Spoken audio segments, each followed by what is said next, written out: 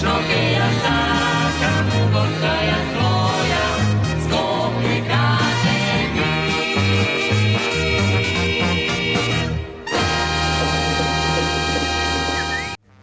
Општина Аеродром спроведе засилен инспекцијски надзор, при што изрече глоба од 1000 евра за компанија и 300 евра за одговорното лице поради прекршување на законот за јавна чистота, информираше градоначалникот Дејан Митевски.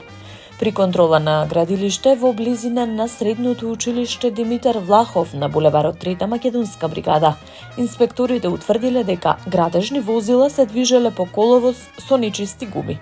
Со тоа се нарушувала чистотата на јавните површини и се создавало дополнително загадување.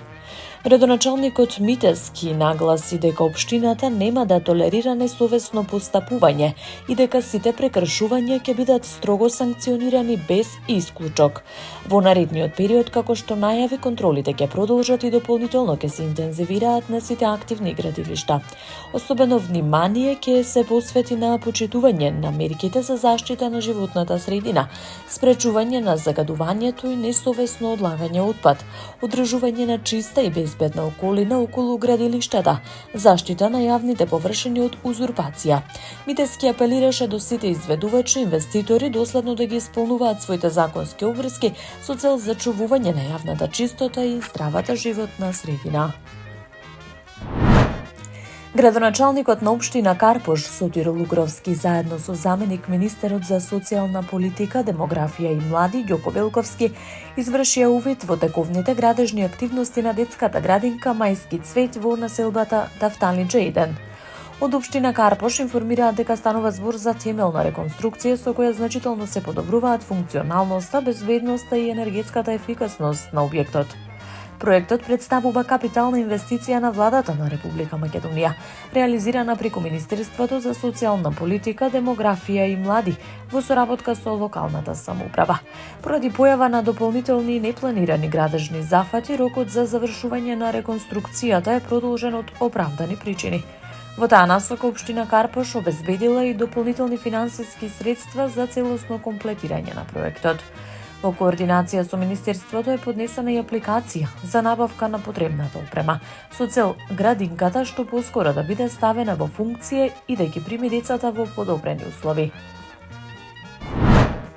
За прв пат во историјата Скопје започнува постапка за обезбедување целосна документација и враќање на земјишта со цел создавање услови за воспоставување ресурсен центар за стамбено домување и центар за образование и рехабилитација за лица со попреченост над 16 години. Ова го соопшти градоначалникот на град Скопје Орце Ѓорѓиевски преку објава на социјалните мрежи.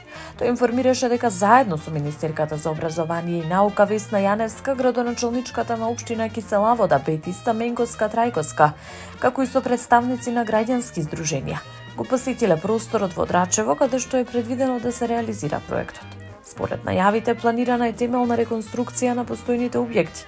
Паралелно ќе се изградат и нови современи и целосно прилагодени простори. Во рамки на комплексот ќе бидат изградени и нови игралишта. Грижата за лицата со попреченост не смее да биде само декларативна.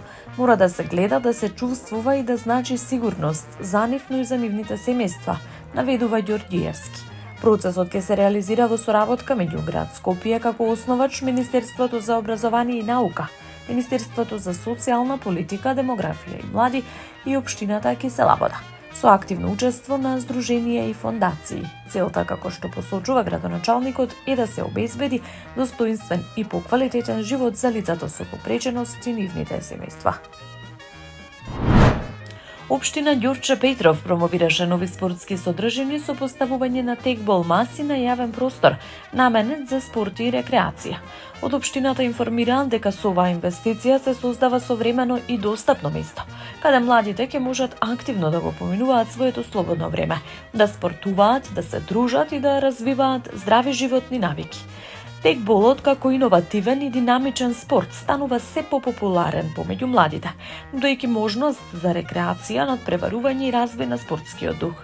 Со воведувањето на вакви модерни спортски содржини, општина Ѓурче Петров продолжува континуирано да инвестира во подобрување на јавните простори и унапредување на спортската култура во заедницата. Поставувањето на текбол масите е реализирано во партнерство со Текбол Федерацијата со поддршка од Европската унија. Полицијата уапси 68 годишен скопјанец под сомнение дека извршил кражба на бакарни кабли во вредност од околу 200.000 евра. Од Министерството за внатрешни работи информираат дека на 10.2 во 16:15 часот во СВР Скопје било пријавено дека од објект во изградба на подрачјето на центар, каде се изведувале градежни работи за подземен булевар, во период од 1 месец биле одземени бакарни кабли со должина од околу 2 километри. По преземени мерки и активности поради постоење основи на сомнение за сторено кривично дело кражба, полициски службеници од СВР Скопје го лишиле од слобода 68 годишниот ТМ од Скопје, кој бил вработен како обезбедување на објектот. Од полицијата соопштија дека бил извршен увид од увидна екипа на СВР Скопје и дека се превземаат дополнителни мерки за расчистување на овој случај, пошто ќе следува и соодветна кривична пријава. Таму е Скопје, град мој љубав лише, што ми расуте сни. Вечно ќе ја